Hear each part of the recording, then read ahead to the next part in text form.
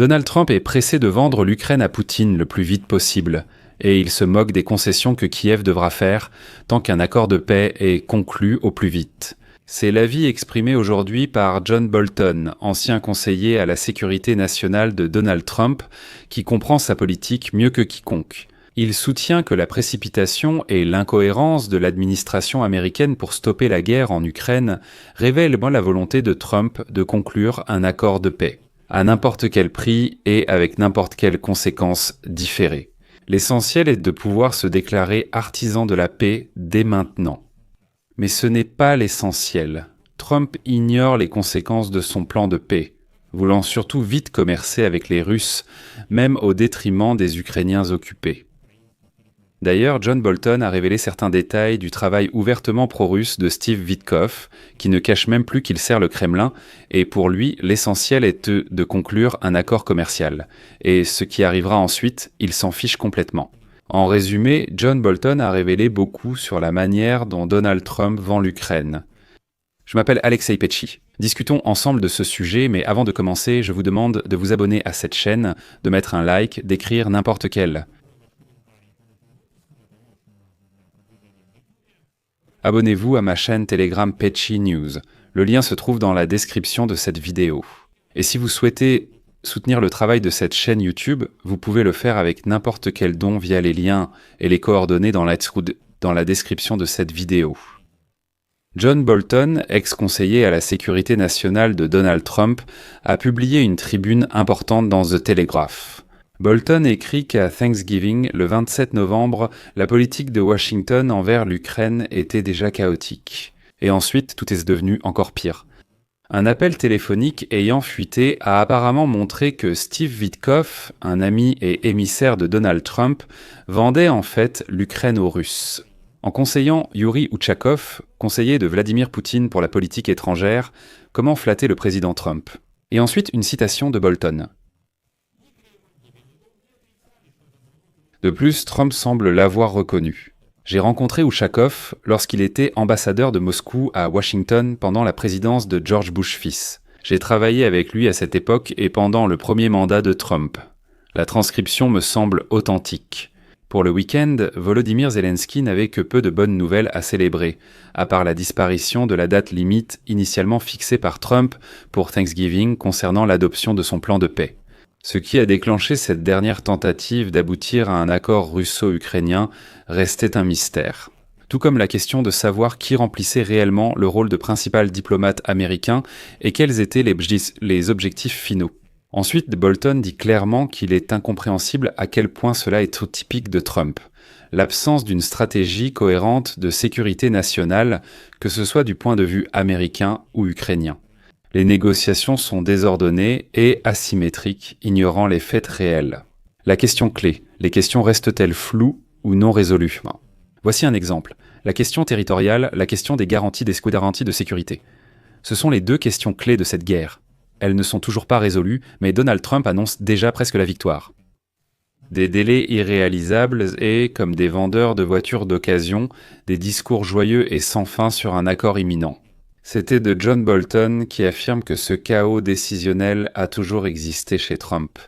Et ensuite, il était écrit que, tout d'abord, de la conversation entre Witkoff et Ushakov, on peut conclure que le dernier chaos a été provoqué précisément par Witkoff, qui en a parlé à Ushakov avec optimisme, après l'accord récent sur la bande de Gaza concernant la libération des otages israéliens restants. Ici, Bolton fait une remarque importante. Je dirais que, quelqu'un des plus hauts échelons du pouvoir américain l'a dit à voix haute. Citation. « Aujourd'hui, bien sûr, cet accord sur Gaza est à un niveau critique. Et il n'y a aucune preuve que le Hamas ait l'intention de cesser la lutte armée contre Israël et de se désarmer.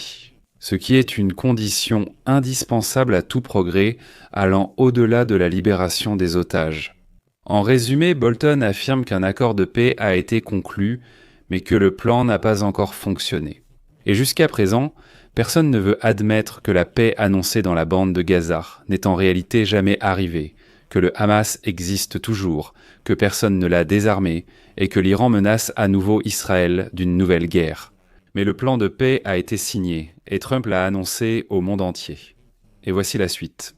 Bolton affirme qu'après avoir parlé avec l'assistant de Poutine, Ushakov Whitcomb a simulé un appel entre Poutine et Trump, pour être sûr que ces efforts ont porté leurs fruits, ou qu'ils contribueront à faire échouer l'accord Trump-Zelensky sur la livraison de missiles Magavk. Bolton affirme clairement que les actions de Witkoff ne relèvent pas d'une simple médiation honnête, mais d'une politique pro-russe menée par un fonctionnaire américain. Deuxièmement, dit Bolton, Trump cherchait clairement à présenter l'accord à Zelensky comme une offre à prendre ou à laisser. Il pouvait soit se rendre, soit, comme Trump l'a gentiment formulé, continuer à se battre de toutes ses forces.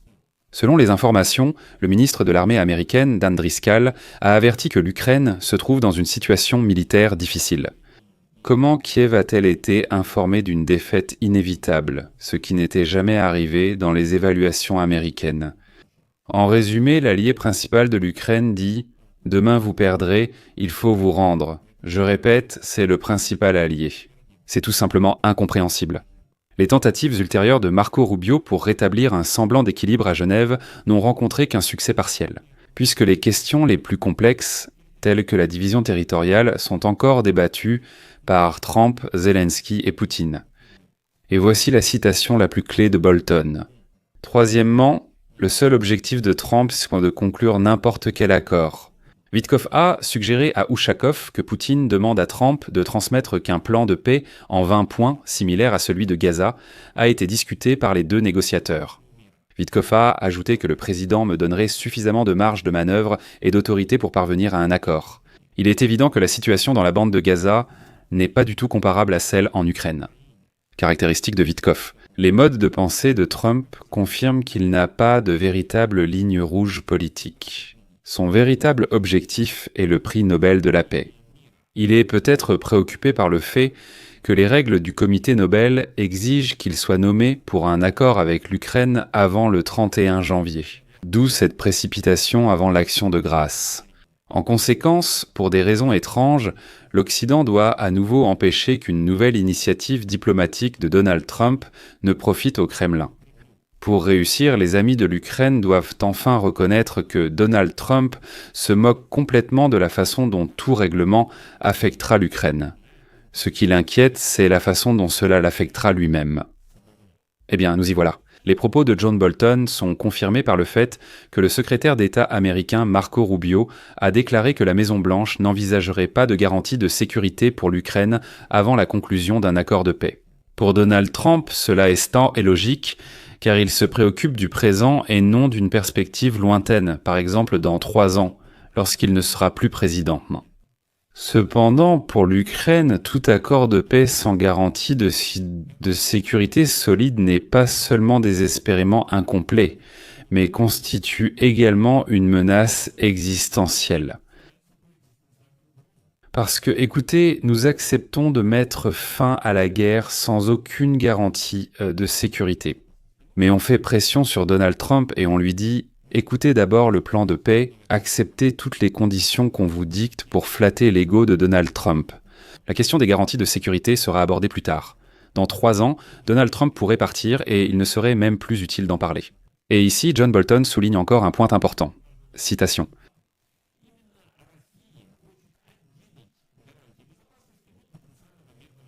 Et non l'Ukraine ou supposément l'OTAN. Pire encore, le respect de Trump envers Vladimir Poutine sur la question ukrainienne se reflète en temps réel dans le respect de Trump envers Xi Jinping sur la question taïwanaise. Il a été rapporté que lors d'un appel d'1 heure, le 25 novembre, Xi Jinping a vivement reproché à Donald Trump les propos de la première ministre japonaise Sanae Takaichi sur Taïwan. Xi Jinping a exigé que Takaichi retire ses déclarations selon lesquelles une action militaire de la Chine contre Taïwan pourrait provoquer une réponse appropriée du Japon. Le même jour, Donald Trump a aussitôt appelé Takaichi et, selon les informations, lui a demandé de ne pas faire de déclarations publiques sur Taïwan. Des observateurs japonais pensent que l'avertissement de Donald Trump à l'allié le plus proche de l'Amérique en Asie de l'Est vise à préserver des relations commerciales fragiles avec la Chine et à conclure le plus grand accord commercial de l'histoire. Les Européens et les Américains, préoccupés par la sécurité collective plutôt que par les priorités personnelles de Donald Trump, devraient être au moins tout aussi inquiets, mais il y a de l'espoir. Le mois dernier, des signes ont montré que l'électorat de Donald Trump pourrait se fragmenter et que son influence sur le Parti républicain diminue. Les critiques républicaines à l'égard de sa politique envers l'Ukraine s'intensifient, ce qui témoigne du fait que Donald Trump glisse irréversiblement vers le statut de président en fin de mandat. En hiver à Volodymyr Zelensky. Les dirigeants des pays de l'OTAN et les Américains raisonnables devraient sans doute se rappeler la réponse audacieuse du commandant de la marine américaine, John Paul Jones, lorsqu'il a dit aux Britanniques lors de la bataille du Cap Flambeau. « Je n'ai même pas encore commencé à me battre. » Quant à Sands, c'est pourquoi je vais mettre des points de suspension ici. Donnez votre avis et vos conclusions dans les commentaires sous cette vidéo, abonnez-vous à la chaîne, activez la cloche et n'oubliez pas de mettre un like. C'est tout pour aujourd'hui, prenez soin de vous, à bientôt à tous.